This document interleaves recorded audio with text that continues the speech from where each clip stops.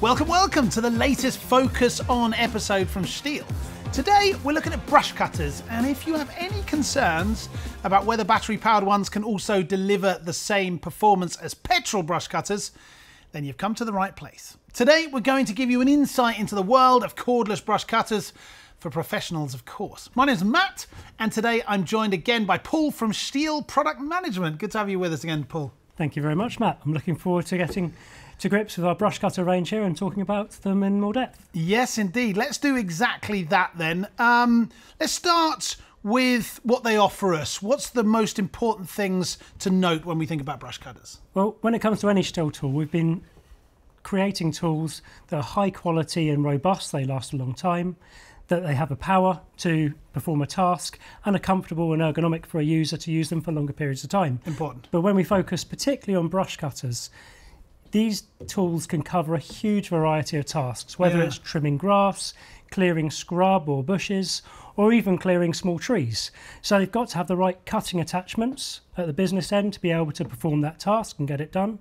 They've got to be comfortable for the user to use and be really well balanced and simple to get. Particularly a big tool like this, right? Exactly. And then they've got to ultimately have the power to get that task done, because they are doing some really, really heavy tasks. So they've got to have the power there to be able to complete it. Okay, so you've told us a little bit about the different settings. Maybe you could tell us about the different products which are suitable for the certain application. Yeah, absolutely. So here we've got our new FSA 400 clearing saw.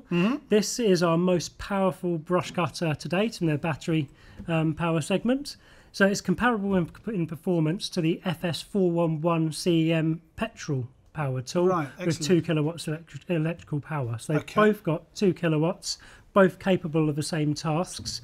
And with the AutoCut 46-2 mowing head here, we've got a cutting circle diameter of 52 centimetres. 52 centimetres, that's okay, so over half a metre. It's quite a stretch, right? Yep, that allows you to make really, really swift progress through demanding tasks where you've got large areas to clear. But what's really important when you've got a large mowing circle diameter is the tip speed. So tip speed is what? The tip speed is the speed at the tip of the cutting attachment. Right, makes sense, okay. So being able to actually maintain that high tip speed allows you to be able to maintain performance of a tool and be able to cut through long parts of grass or scrub and get that task done efficiently and effectively and cut it rather than just tapping it over. So it's not just about the power, it's about whether that power can get to the edge of the tip. Exactly. It's about a combination of factors: mechanical power, maintaining the speed, and having a good quality cutting attachment as well. I like it. Okay. And you've got a professional here in action. This is Michael, I'm reliably informed. Yep, exactly. So Michael's here using the brush cutter as you would normally use it, clearing some scrub and some brush there. He's getting through it easily, isn't he? He is, and he's got a large cutting circle diameter, so he's able to make fast progress through the task and spend less time actually cutting. Okay, but this one here on the table has got a different cutting attachment, right? Yep, this FSA 400 has been fitted with our shredder blade and guard. So we've got a little video here to show you what it's capable of. Okay, here we go. This is Marcus really going at it. Yeah, so he's in the forest tending to some young trees. So he's making sure that all the areas around the trees are cleared of any scrub or any small bushes, just to make sure that those young trees really have the opportunity to flourish and get access to light and really grow. And this cutting attachment then perfect for that? Yeah, exactly. So that's just mulching and thinning down all the scrub that you don't really need, and you can easily manoeuvre nicely around all the trees, giving them the best opportunity to grow. Okay, good to see what the shredder blade is capable of, certainly. Yeah, that's one of the great things about the STIHL range, is we've got a huge range of cutting attachments. So with the FSA 400, there's over 10 different cutting attachments you can use for various tasks. So we've got line heads, blades, shredder blades, or even circular saw blades for different applications. But with our huge and extensive history in making brush cutters, we've got a large range of attachments that fit both those petrol tools and the battery power tools. So there's a huge amount of choice to pick the right cutting attachment for the right task. So you can use the same cutting attachment on a battery powered tool and on a petrol powered tool? Exactly, and we've got the power to be able to drive the larger attachments here as well. Okay, but the one I see over your shoulder here has got a completely different cutting attachment on, right? Yep, that's our new FSA 400K. Right. So that's a shorter shaft version with a clearing saw blade. So shall I get it up here? Yeah, let's take a look. You move that one out of the way. I'll put this one here. Yeah, actually, you notice that right away. It is a little bit shorter, isn't it? Yep, and the K in FSA 400K stands for short shaft. So right. These are for use in the forest, but we're no strangers to using professional brush cutters in the forest. We've had short shaft versions in our petrol-powered variants for many years now, but this is our first battery-powered variant with a shorter shaft. So that short shaft allows you to actually have the head or cutting head off the forest floor to be able to clear small trees. Right. So it allows you to be more ergonomic and move around the forest and trim those small trees really easily. But we've got a nice video here for Marcus explaining what he's going to be using the FSA 400K for. Ja, wir sehen jetzt hier in dem Beispiel der Douglase, die ist sehr stark bedrängt von der Buche. Die Buche ist hier sehr dominant und wir müssen einfach die Douglase freistellen, damit sie mehr Zuwachs hat und stabiler wird. Wichtig ist für uns, stabile Bestände zu erzeugen. Und das können wir hier perfekt mit dem Freischneider machen. Ich kann die Buchen fällen und in eine Richtung bringen und habe dadurch das optimale Werkzeug für die Jungbestandspflege. Good job, Marcus. And then in this video, you can actually see him in action, right? Yeah, so he's using the 2 kilowatts mechanical power to drive the circular saw blade and trim around the trees and actually clear small trees. So there's enough power to actually trim through or cut through the trunks of small trees, clearing the space for the other species of trees to really flourish. Right, and he's pretty active with it, isn't he? I mean, really swinging it around. Yeah, quite high as well. Exactly. So he's got it on a hip harness there, but the machine's really, really nicely balanced, so he can move it around really freely. Okay, so we've seen some of the different applications, the different cutting attachments that you can use. Our question to you would be, what's your cutting attachment of preference when you're out and about using a brush cutter? How do you like to work? What are you working with? Let us know in the comments. That would be very interesting indeed. What would also interest me would be to know, is this it with regards to the range, or is there more? No, certainly not. We've got a really vast range of different brush cutters intended for different purposes. Right. So we've got the FSA 200 behind me now. Let's swap these tools out. Shall I get that for you? Yep. You put that back. I'll bring this up here. Okay, it's another longer one, I see. Yeah, so this is the FSA 200. This one with a bike handle, but there is another variant available with a round handle. So we call that the FSA 200R. Nice. So that's used for going around smaller areas or trimming around trickier obstacles, so it's a little bit more agile, a little bit more mobile. Got it. Whereas this is for clearing large areas quickly and efficiently. But this FSA 200 has 1.6 kilowatts mechanical power. Right. It's also comparable in power to our petrol counterpart, the FS361. So again, we're doing what a petrol machine can do, but with battery power. Yeah.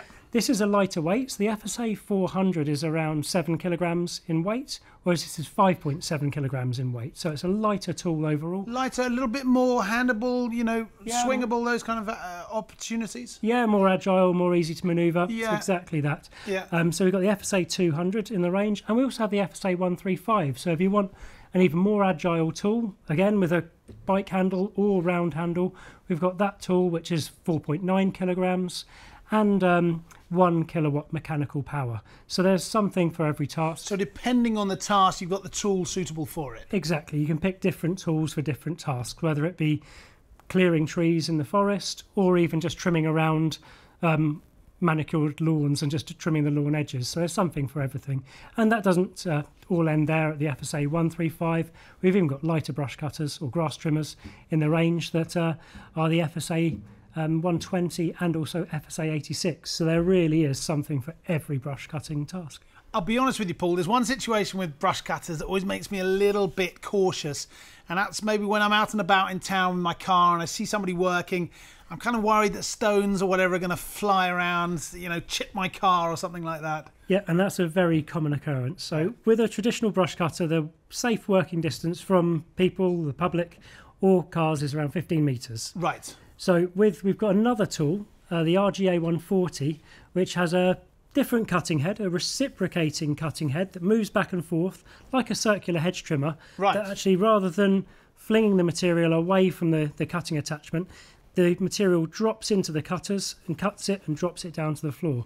So it's actually got a working distance from people of 5 meters or cars of 3 meters. So this tool's perfectly suited to working in cities, around pavements, around people, and also cars and windows, as accidents do happen, and minimising those accidents is really, really paramount. It is. So, we've got a clip of that, right? Yep, we have. In particular, that's interesting. Describe those blades again. The important part is in the middle, right? Yeah, so it's like a hedge trimmer blade, but in a circle. The reciprocating cutters move back and forth, and the material drops into the cutters, and then you can see they just drop straight down rather than being moved away and around the brush cutter. So if you're working in cities, you're working around windows, working around people, it's a much safer tool to use. But also if you're going up against pavements, removing weeds and things like that, perhaps where you can't use chemicals or chemicals are not allowed, you can use that RGA 140 to move right up to the pavement, cut the weed down and leave nothing there. So. I'll check out for the RGA 140 next time I park my car. Thank you, Paul. Hopefully so.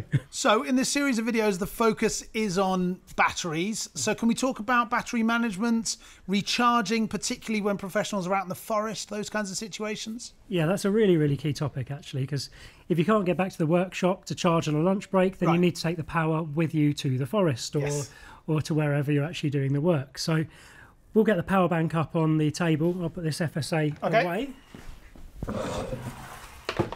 Here it is. It's not light, but there it is. This is our PS3000, and you're right, it's not light. It's got huge energy density. It's got 3.6 kilowatts electrical power in there.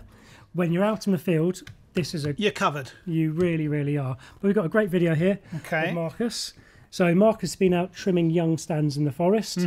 He takes 2 batteries with him at all times. So 1 on the belt, 1 in the tool, but he needs 6 to get through his day's work. Okay. So as he comes to a natural break, he can pop the couple of batteries that he's used, 1 on the tool and 1 on the belt, into the AL301-4 multi-charger, and that charges the batteries in sequence. Right, so one after another. Exactly, one after the other that he has in the vehicle with him. And you saw 3 of those PS3000s at the bottom there, right? Yeah, so him and his colleagues can all charge and use their battery simultaneously, and there's more than enough for a day's work. So he's got no battery anxiety, or range anxiety as it's called in the EV world. So how do you like to charge? What kind of options have they got, Paul? Well, plenty of options. So if you're on the work site, obviously you need to take the power with you to the work site if you can't get back to the workshop. But if you're charging the workshop, you may need to charge fast in your lunch break, so you need fast chargers. Or if you're charging overnight, perhaps a slower charger or multi-chargers, so you're not swapping out batteries during the night. So there's plenty of options in the STIHL battery charger range, and also power banks if you can't get back to the workshop to charge. So you heard it here first. There are lots of options. Which is your preferred way to charge all of your machines? Let us know. We'd love to know. Okay, as you can see, we've kind of rearranged the workshop a little bit because we wanted to talk about ergonomics. Yep, a very important topic if you're using brush cutters for a long time during the day.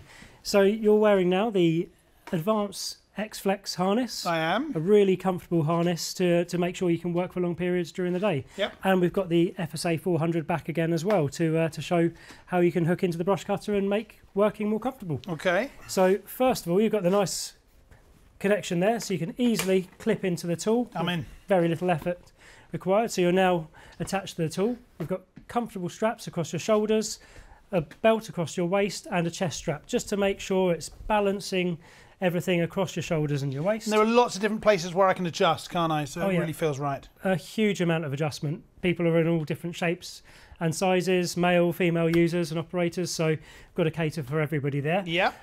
So you've got a battery slot there, so not a live slot, just a pouch for carrying the battery on one side, the spare battery that is, and then you can of course put your battery in the tool on the actual FSA 400. On the tool, you can actually see here 2 comfortable handles and an AV system or anti-vibration system, as comfortable handles are really They were important with petrol devices, weren't they? Yeah, exactly. So an anti-vibration device separates the users from the vibration of not only the engine but also the cutting attachment. Right. So this is really important. We still have that on a battery powered machine to make sure vibrations are brought down to a minimum level, just to make sure operators are protected against vibrations from this machine. Very nice. Doing the work. And then on the tool, you've actually got lots of different holes here that you can actually mount the tool to make sure it's perfectly balanced for you and your working position. So that would be different depending on the size of the operator and those kinds of things? Yeah, size of the user, and also to some extent the battery you put in here. We've got different batteries, smaller capacity batteries, which are lighter or heavier batteries. So depending on the weight of the tool, the size of the user and the size of the battery, you can use the different mounting slots on there as well. Well, I'm ready to go, I've got to say. It's pretty comfortable, and when can we start? Yeah, we just need your PPE. Okay, so that's the subject of ergonomics. What about quality? Really important to STIHL, right? Yeah, exactly. It's one of the first 3 things I said in this video. It was quality, ergonomics and power. So quality is absolutely paramount when it comes to brush cutters. So how do you go about ensuring that, and in particular checking for it? Well, we make sure our machines go through a huge amount of testing before they go to the market. Right. So we've got a few test videos here, but when we talk about tests, there are certain standards machines need to meet before going on the market. But still, we make sure these tools don't only just meet the standards, but they exceed the standards. I like it. So the first video here we've got is a drop test video. A drop test, so you literally take the machines and drop them. Precisely that. So as you know, when a professional user's using a tool, they may drop a tool off the back of the van, or they may throw a tool into the back of the van. We recommend placing them in the van, obviously. Of course. But accidents do happen sometimes, so we need to make sure the tools are robust enough to withstand that. And as you can see from the video here, that FSA 120 there is more than up to the job, and that test is done a number of times as well. I was going to say that would be repeated again and again to ensure quality, right? Exactly, to make sure the machine stands up to the daily use and abuse that it may receive. Talking about that daily use, for example, when the user is pressing the controls the whole time repeatedly, you've got a test for that as well, right? Exactly, all the points of contact, so the switches and the buttons need to be pressed over and over again, or will be pressed through their life. So we do a test to make sure that those buttons and triggers can be pulled over and over and over again mechanically here, as seen in the video.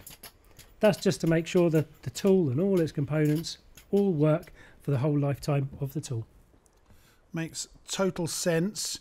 And we've had the mowing head on the table most of the film today. That's tested as well, or certainly these parts, right? Yeah, of course the mowing heads are tested, but also the mowing line is something that some people may not give a second thought to, but actually having robust mowing line that lasts a long time is a really key thing. We've got another test that we can look at here. What's happening here? So the mowing head's spinning round and coming into contact with a beach stick.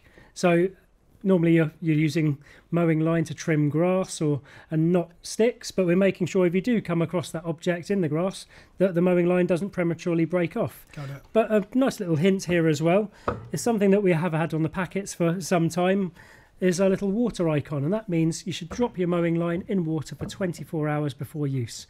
In transport and perhaps in storage in the warehouse or the workshop, it does lose a little bit of a water content, so put it into some water for 24 hours and it makes it a little bit more malleable, a little bit more supple and less prone to premature breakage. So that's a top tip there.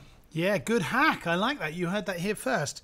And there's one final test you were telling me about, and that's if the blade comes across a piece of metal or something, right? Yeah, of course. So the test we've got to show you here, make sure that the mowing blade stays in one piece if you hit anything that you perhaps don't want to hit. So if you're clearing scrub, sometimes there can be objects in there that you don't want to come into contact with. So this video shows the brush cutter and the blade in particular, when it's up to speed, being dropped onto a metal object. And the key thing is that the blade stays in one piece and doesn't break off into little pieces while spinning, as that would obviously be dangerous. So what we can see here is the blade staying in one total piece.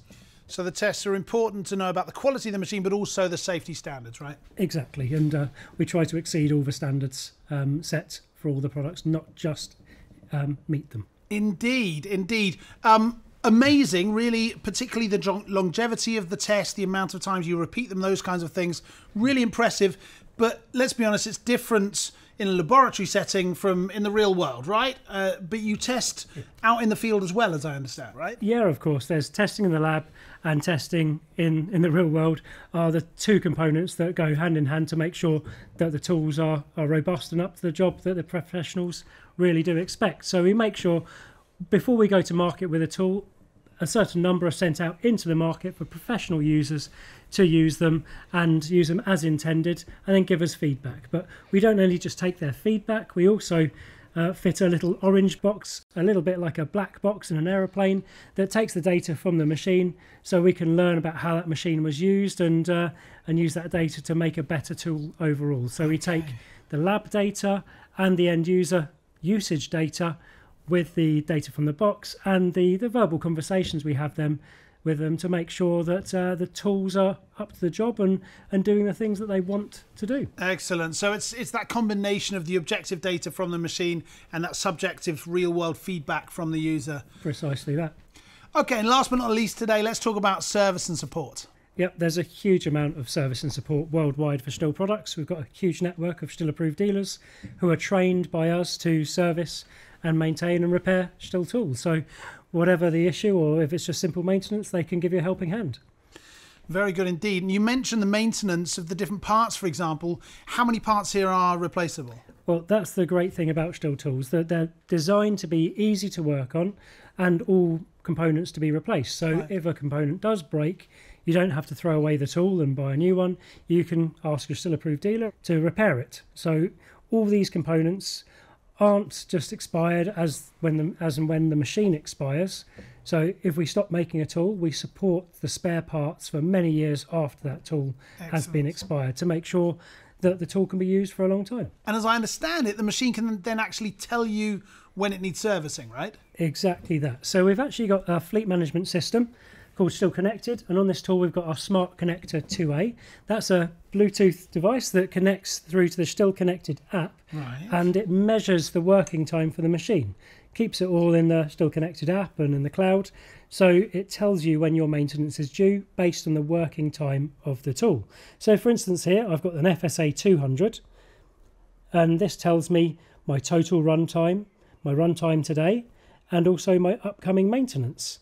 So for my upcoming maintenance, my first is to clean the air filter, and on this one it's got an air filter that can just be brushed off or blown away with an airline.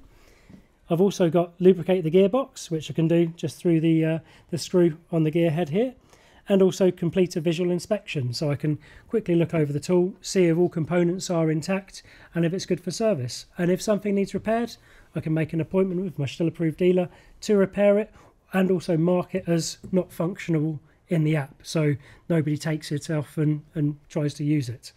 Perfect, perfect. So you're always up to date, so to speak. Exactly. You've always got a good digital overview of your entire fleet, so you can know what maintenance you've done, what maintenance is upcoming, and what tools you have in your fleet. Fascinating stuff, as ever. Paul, many, many thanks for today. Thank you very much. And thanks to you. That concludes the episode today on brush cutters. We hope you enjoyed it. We hope you learned a thing or two from Paul. Thanks for stopping by. Obviously, ring that bell and make sure that you subscribe to the channel so you get updated on any new STIHL Focus on content. But until the next time, from all of us here in the workshop, look after yourselves. Take care. Bye-bye.